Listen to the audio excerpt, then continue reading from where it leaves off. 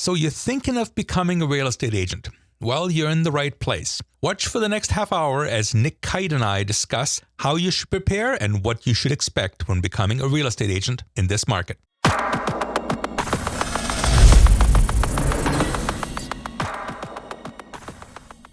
Hello, everybody. I'm Bo Kaufman, Remax Performance Realty.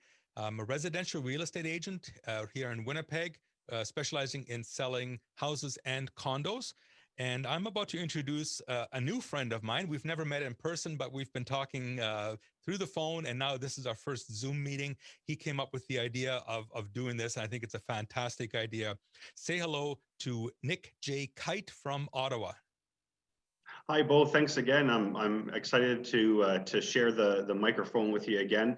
So Nick Kite here. I represent Coldwell Banker First Ottawa Realty. In our current marketplace, I look after residential and condominiums, both at the average selling price as well as the luxury segment market.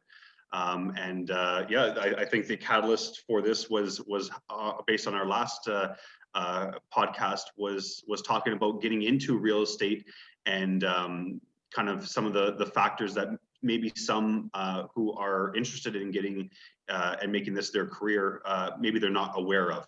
Well, exactly. And then I think how we started on this was we both get calls from people we knew in a past career, past life, and saying, hey, let me buy you a cup of coffee. Tell me how to become an agent. So I know those questions are out there, but tell me a little bit about yourself. How many houses do you sell a year? How long you've been in business, and what's your background? Yeah, so I've been in real estate now. This is my 8th year.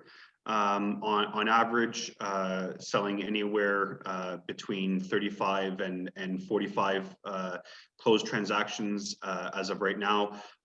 Closing off 2020 with a new record year. And you know, just I guess where I come from is I'm involved in a Buffini company. So what we do is it's all referral based, which is obviously what a lot of people want to be in.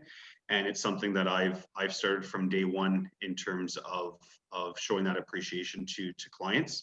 And prior to getting into real estate, I worked for the federal government, and before that, a local hospital, the Ottawa Hospital, both in the HR stream. Went to University of Ottawa and majored in psychology with a minor in communications, and also at Algonquin College for a 3-year business administration degree as well, majored in HR. Okay, excellent. And for myself, my background is I was a city police officer from 1981, almost fresh out of high school, just about. I was like 19 when I got into the force. I was the youngest recruit in my class, I believe, and retired in 2005 for the purpose of getting into real estate. Didn't want to do the shift work anymore and wanted to try something completely different. So I've been doing real estate now. I'm closing out my 16th year. And actually, it's funny to hear your numbers. They're very, very similar to mine, although your average price point is quite a bit higher in Ottawa. My record year was 68 houses in 1 year, but really more realistically, an average is around 30 to 35. I really enjoy what I'm doing. And so here we are. And the idea of this podcast here is that we're actually going to talk about the bluntness, like you wrote an email, the bluntness and the reality of the industry, because there's a lot of people that get into it thinking, oh boy, there's a lot of money, and it potentially is. But when you hear like your average is 35 deals a year, my average is 30. I'll give you some numbers for Winnipeg. Winnipeg area, which is the city and surrounding areas, we sell 13,000 houses and properties a year. We have 2,000 agents. Now, because there's 13,000 deals, there's a buyer end and a seller end. So there's technically 2 deals per sale. So that's 26,000 sales divided by 2,000. That's an average of 13 deals a year. So when you're talking to somebody who does 30, 35, that's well above average. But be aware that it's not all not all a bunch of roses. So we're not here to recruit anybody, and we're not here to dissuade anybody. We're just here to answer some common some common questions. And the first topic that Nick wanted to talk about was the financials. We get questions, what do I need to know when I get into real estate? My answer was always have a deep bank account, because for the first, I used to say 3 to 6 months. Nick says 8 months. All you're going to be doing is spending, not taking in a lot, right? That's correct, Bowen. And the reason, maybe it's just how I am as a person. I'm very conservative, so Right. I like to have Buffer. more money or more time to ensure that you can build the business that you want. I have seen agents who may not have that financial backing put themselves in situations where either they're working with clients that may not be the right fit for them, Right. just because they do need a commission. You get But desperate. what happens is that there's money spent in terms of you're starting out, but there's also your time, which is value, and spent with the wrong person can be devastating. Oh yeah, you spend the time with the wrong buyer, and all you're doing is spending gas on money and time, and they're never going to buy a house. And you're doing it. You're afraid to quote unquote fire them because you have the view you need that commission, you need that paycheck. And so let's put some reality behind it again. If you get new into the business and your first let's say you join a Remax, or you join a brokerage on January 1st, and if you're really lucky, you get your first listing, February 1st, let's say, and again, you're lucky, it sells right away. You don't get paid until the buyer moves in, and then sometimes several weeks after that. I've just gotten a paycheck that was 7 weeks after possession. That's because the lawyer felt it was better in his account than in mine, and he's probably right from his perspective. But I had to wait, from the moment that I sold the house until I get paid. It was a good 4 months. Absolutely. And I think that's a great point, because it's not an instant. Just because you've done all the work doesn't mean you get paid immediately. And another thought is that the amount that you get paid. And I think that's where a lot of people will see, for instance, $1 million listings on TV, where they show the potential commission of what some of these agents are making. And obviously that's at a different level in terms of Right. of volume and price points. But here let's just take for instance in Ottawa, the time it takes to get paid, during that time you're trying to look for other business and whatnot, and then you have to factor in the expenses Right. that you have taken on because of either that listing, Right. or on the purchasing side, the The selling buyer. side. Yep. And then obviously, with your brokerage, there is a split, and depending on your volume and whatnot, you're allowed some various options. But when you're starting off in the business, you're not getting much. No. And then in addition to that is all the lovely stuff that you pay for insurance and to the board fees and Yeah. all that fun stuff that eats away at that supposed large commission. And then what you're left with, you have to With the broker. support Yeah. yourself, That's as right. Yeah. well as what they always say is save for a rainy day. Right. So I was thinking about this morning, and I was going to put some numbers on it. And before we do, I want to make sure the Competition Bureau, in case anybody's listening, commissions are always completely negotiable. They're not, there's no such thing as a fixed, common, whatever, right? So if you're the seller, there's no such thing as, hey, I get the questions is what's a common or what's the usual? No such thing. You can negotiate whatever you want. Okay. So, but let's put some numbers on it. Let's say you get into the business, and forget the $1 million listings. Let's say a decent house at $400,000, and you list it for 5%. So right away you start thinking 5%, 400,000. That's $20,000. Wow, ka-ching, right? So great. Except that 90% of the time, it's not you selling your own listing. It's another agent, which is really the power behind the MLS. It's cooperative. Okay. So chances are, in Winnipeg, we have 2,000 agents. If I list a house, one of the other 2,000 is going to bring the buyer. That's just the odds. Okay. So now we're splitting that 20,000 in half. He or she gets 10, I get 10. Great.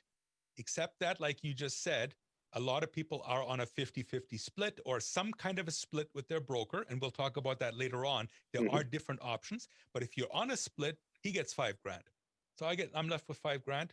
Still not a bad payday, except that a listing costs money. Unless you walk in and you take photographs with a cell phone, which I don't recommend, you want to hire a professional photographer to do that for you. Costs money. You got to put a sign up. That's your sign. You have to create it and you have to order the sign company to do it. They charge you to drive there, to put it up, to take it down, and rental for every day in between. You want to advertise it in print media. You want to have websites which cost you money. Um, MLS fees, just to put it on the MLS, I think it's around $250 here in Winnipeg. So all that eats into that 5,000. So let's say you're left with 4,400, still a great paycheck, but you got to hold back income tax because the federal government's going to get mad at you if you don't.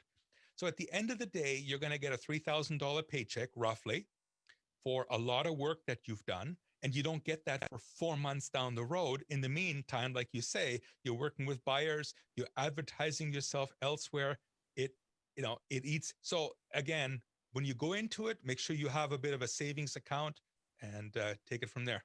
Yeah, and Bo, I just to piggyback on that, I think another really good point to consider is the amount of time that you've spent either on that said listing in Mm-hmm. terms of all the preparation, the negotiating, and how long you've been on the market, and then on the purchasing side, how many attempts has that buyer looked to purchase a property that fell through, that there is no commission Right. for homes that do not firm up or Yeah. get accepted. Yeah. So I think that's also another interesting point to add, is the value you place on your time. My record for that is 7. Like I've had one buyer, it was the 7th offer they finally got. And that was like a bunch of years ago. It was in the $100,000 range. So the commission on that wasn't a lot, but we lost 6 deals. So 6 times we had to go out and write an offer, running back and forth, dropping off the offer before finally Yep. something came through, right? So a rule of thumb is always a listing. It's about you. It costs you money, but a buyer costs you time. So it's a trade-off. Your second point was going to be, if you want to move into the second point, seek advice and guidance. Okay. So from my perspective, is I get the phone call. Hey, Bo, let me buy you a cup of coffee and let's spend an hour talking about how I can become your competitor. I kind of chuckle. I love helping new agents. If somebody comes to me and as a new agent and they have a specific question, I share, but be reasonable and be respectful before you do that. Completely agree, Bo, and I love, and for some reason a lot of people do seek out advice from myself in terms of marketing, social media, real estate as a whole, and I'm always happy to help. And the one thing that I keep telling people is, do you have people in your sphere of influence that you can also reach out to ask your very blunt questions? Right. Do your parents have a realtor that they have used over time and trust? That would be a good route. Do your parents do you have any family members or close friends of yourself or your parents or family that is also in real estate? I think the more perspective you can gain from different avenues is going to allow you to really see the difference in real estate, is that everyone can choose to run their business a certain way, and it doesn't mean that every way that someone runs a business is going to fit with your values. Right. Exactly. And so I think it's really important to seek out as many people that will give you their valued time, so that you can ask very specific key questions, because people don't have that much time. So if you want to be respectful of other agents' times and or people who are assisting, be prepared and ask if it's okay, and ensure that you're getting a few questions that are most important to you answered, and then allowing time to move on and let those people get back to work. That's right. No, absolutely. I couldn't agree more. We had an agent in my office for years. She didn't have a website, and she kept asking me, Bo, how do you get business off the internet? I says, well, a website.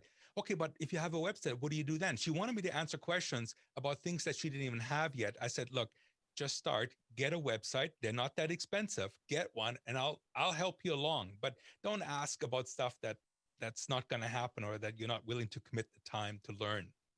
That's right. I also feel that there's people who come with um, maybe their own perceptions on what works and what doesn't, Right. and not everything works the same way for people. So you kind of have to understand that there are basics in the business, and then there are value adds, and the what you want to add to your business is up to you.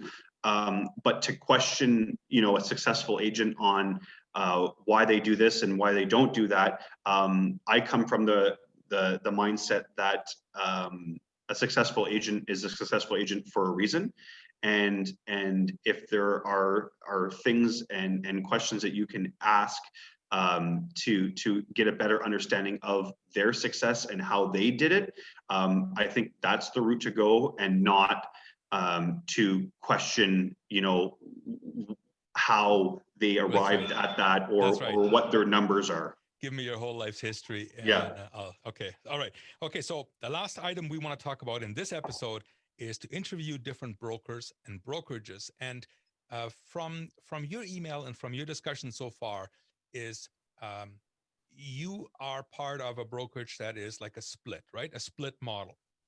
So whatever it is, 50-50, 60-40. If and I recommend this, I do recommend this for a new agent getting into the business, because here's how it works. Correct me if I'm wrong. New agent will get in and he'll do one sale in the first 2 months. That commission is split between him and his broker. By the way, you can't be a real estate agent without being part of a brokerage. Um, you have to get your license, and then you have to be hired by a broker. So go around, speak to different brokers, and find out what their models are. And a lot of them will offer this 50-50 or 60-40 split until you've done X number of sales. Let's say you've done, I don't know, 6 or 8 sales, and then the percentage skews more towards you, the agent, because the broker's made his money and now you're kind of getting bonuses. But Remax back in the late 80s, early 90s, I believe, came up with a 100% model, which is what I've always been part of. And what they do is they allow you to keep 100% of the commission, but you have to pay them a flat fee every month. So what that in effect did is it drew the better, the more productive agents from all these other companies, because if they were doing 10 deals a month, they no longer had to split everything 50-50 with their broker. They got to keep all of it and just had to pay one flat fee. That's part of what I've been on. But I recommend that if you're brand new and if you're not 100% sure and you're kind of feeling your way around, enter the business in a with a split model. Yeah, because I think the whole point is you're trying to mitigate how much you're spending or how much is being taken Mm-hmm. based on your efforts. And one thing that I found, and this is just from my personal experience, is I did go around and I interviewed numerous brokerages at the time when I was deciding, and I had a lot of questions, Yeah, sure. and they were targeted questions in terms of I was just trying to understand who's going to tell me the truth, and who's going to massage it in a way that makes them look the best. Right. And to be honest, so I was transitioning. I was still in the government at the time, and I came with my business plan and explained where I want to go in the business and whatnot. And there was quite a few brokerages that stated to me that I wouldn't be successful in terms of being a part-time realtor. Which in their defense, that's what they Right. arrived at. That was my dream, by the way, too, dude. Enter this as part time. Because I was used as a police officer. I had 4 days on, 4 days off. And I thought, hey, I can do this like real estate. I can do work 4 days and then tip for it. Hasn't worked out that way. I got to tell you. No, the key word there is part-time Yeah. versus efficiency. So I can happily say that in terms of the output, each and every year, I've gone up in sales volume, and a lot of those brokerages that initially said no or didn't like my business plan, I can just let you know that every single one of them has got in touch with me within the year after that, and every year since. Yeah. So it's also something that motivates me as well. Trying to And recruit you. exactly, and Yeah. which is normal in the business. And Yeah. that's where I arrived here at Coldwell Banker First Ottawa, was just that the mindset, the company, everything just aligned, and it's been a great ride so far. So if you're a new agent and you're interviewing some of these different brokerages, what are some of the things that are different from one brokerage to another? We talked about the split, and from what I can see, some brokerages offer assistance in some ways or other. Like for example, we have a couple of brokerages, mine included, that will help you with designing and printing, marketing and advertising and stuff like this. Do you know of any other options and other things that brokers offer? Well, I think what's really important right now is the training.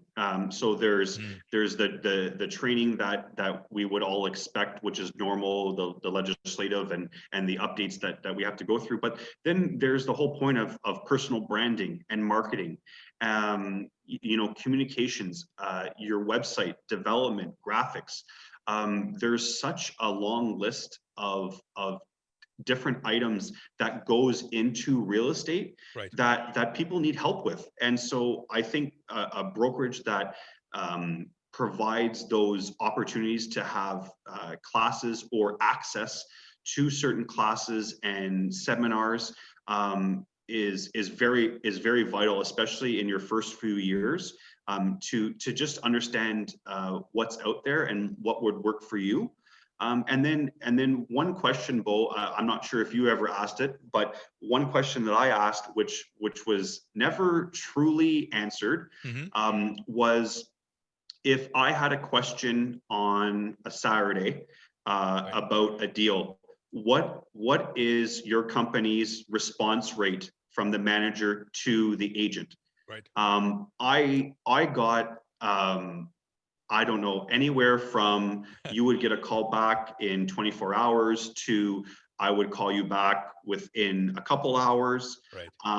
And so when I had narrowed it down to a couple of brokerages, I just called them on the weekend and said, this is Nick Kite calling. Yep. I would like to see who responds to me as quick as possible. And That's cool. I can tell you that the response rate I got from my current broker was within 3 minutes. Really? Okay. The other one called me back the following Tuesday. You made the right choice. Yeah, no, and you know what? That's a good one. I never thought to ask that. I got into it. Here's another thing. Here's another option for if you're a new agent, and this is how I got into the business, and I kind of recommend it, is you become a licensed assistant. I don't know if you have that in Ottawa. Yep.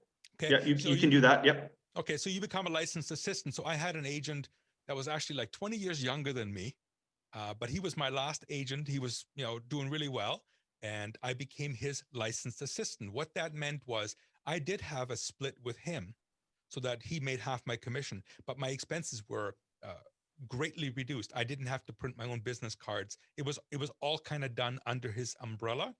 So there was a lot of cost that was being absorbed by him. He was paying for the MLS fees. He was paying for the photography and all that kind of stuff.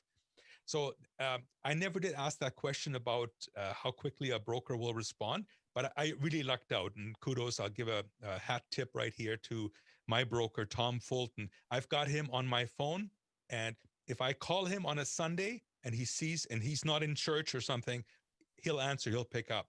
So which is as good as you can expect. And I completely agree. And the only reason I brought that up, Bo, is because when you're starting off, you don't know what you don't know, and you want to be able to have that that relationship that you feel that you can call your broker or the manager or whoever is designated to you from that brokerage, and that they'll respond to you and assist you, because what can happen is if you don't get an immediate response, there goes that deal, and the stress that comes with that, Yeah.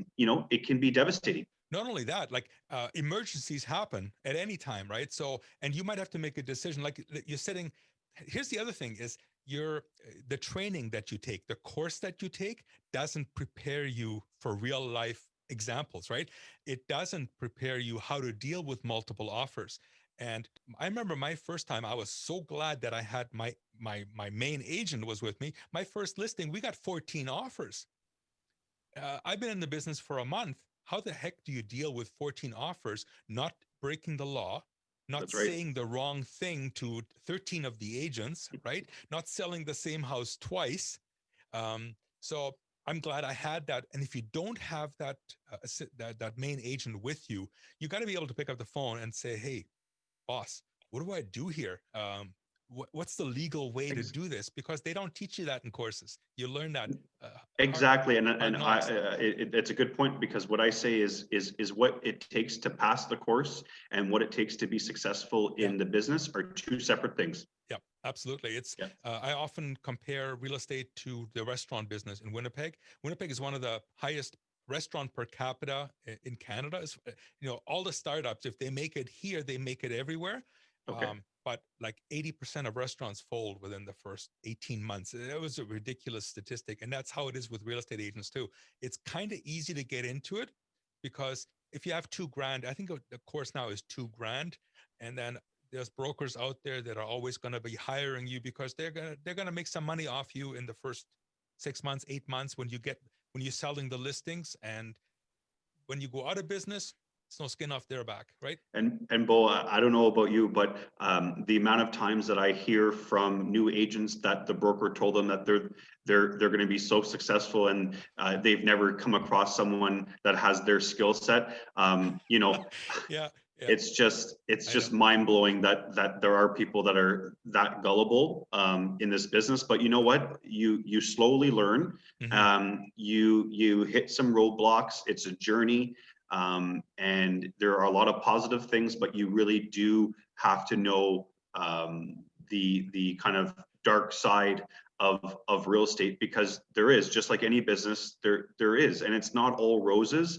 It's not every day is, oh my God, this is the best thing ever. There's some really, really tough days. Yeah, And there are some life lessons that I've definitely learned, and yeah, I'm very glad that I've learned. But it's just not one big blanket check, and right. I think that's something that a lot of people believe there is. Yeah, And when they get into the business, reality the hits. conversations, the reality that people are opening up after months of being in the business. Yeah. First, it's refreshing, and second, it's time. Now, Okay. now, now it's time to run your real estate business. Uh, Kind of maybe to close things out here, I've got Yep. a very funny story. Is a very successful agent in my office, been around for like 40 years. He always likes sharing this story. There was like, I don't know, 15 years ago, whatever. He had a really good day. He double ended one of his $700,000 listings. He sold another listing. And on that day, he made $46,000. And he's going around, I made 46. And his dad's telling him, wow, like that's fantastic. Well, the next day, the home inspection falls apart on the double end and the other deal falls apart. So he's going around going, I lost $46,000 today. So there's a lot of ups and downs, a lot of high fiving, and then there's the slump, right? So That's right. it's life. And Bo, that's what's also makes it nice is It that does. the colleagues that and your brokers and managers that you work with, Yep.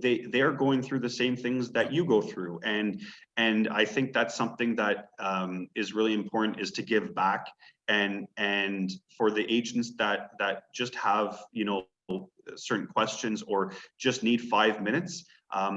I'll give them 5 minutes, because Sure. I was given Absolutely. 5 minutes from someone, and I always want to pay it forward. And it's just something that I feel is part of our obligation, but more so as colleagues, to help others. But that's not to say that all agents have that mindset. Again, a reality check.